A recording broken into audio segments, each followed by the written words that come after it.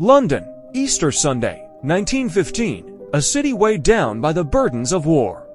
Where soldiers in khaki uniforms patrolled the streets and families clung to what little normalcy they had left. In the heart of this chaos, a little girl named Maggie Nally stepped out into the spring air and vanished. It was the second year of the First World War. Soldiers were everywhere in London protecting the streets, preparing for what could come. The city was under strain, but life still carried on. Parents still sent their children to the shops, kids still played in the streets. One such child was Margaret Maggie, as everyone called her. Just 7 years old, Maggie lived with her family on Ombley Road in Paddington.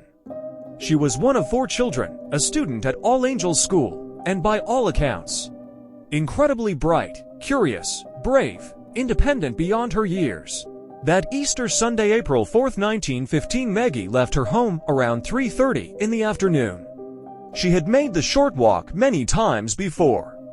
This time, she was going to visit her aunt, Bethy Scott, on Carlisle Street near Edgware Road. The route was familiar, safe, or so it seemed.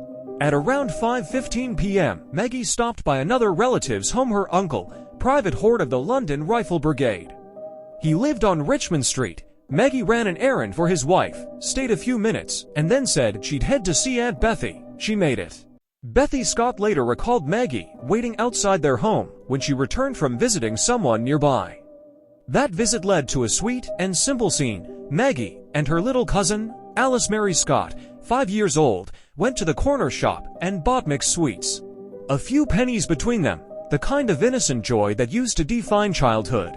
At 7:30 p.m. Bethy, suffering a terrible headache, gave the girls another penny to quiet them down. They went off to the same shop again for more sweets. By 8 p.m. Alice returned home. But Maggie didn't. Alice told her mother, "Maggie's gone home," but she hadn't. When Maggie didn't return home, her father, John Henry Nally, began searching.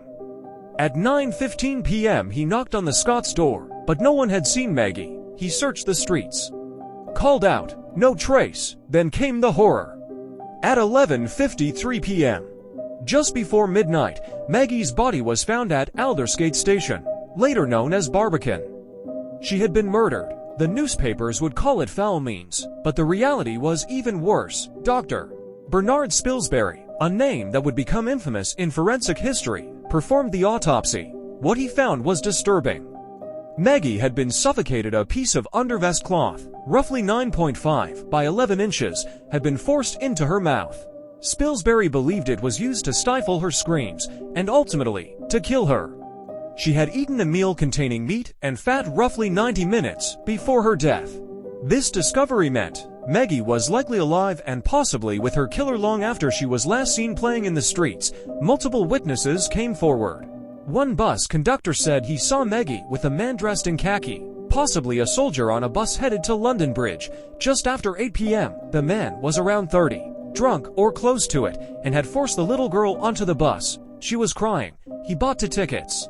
She didn't want to go. Was this Maggie? Other witnesses claimed to see her in various parts of the city. One porter at Aldersgate Station, Edward Spencer, saw a woman and a young girl in the booking hall. Could this have been her final moments? A soldier claimed to find a child's hat at the Grand Cinema. He joked around with it before tossing it away.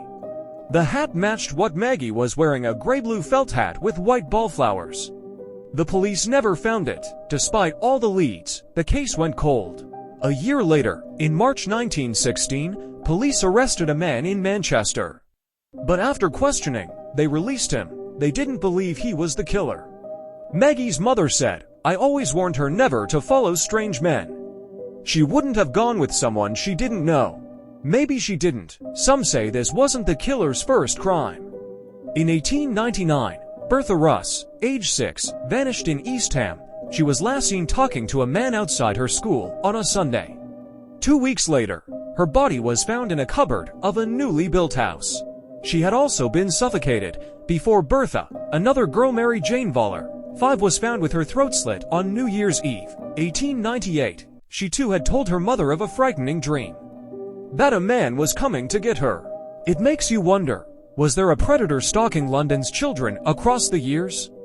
Was Maggie one of his last victims, or just another in a long, tragic list? Maggie Nally's death shattered the illusion that war-torn London was safe, that even with soldiers on the streets, children were protected. Her case remains unsolved, over a century later. But her story, her final walk through London's streets.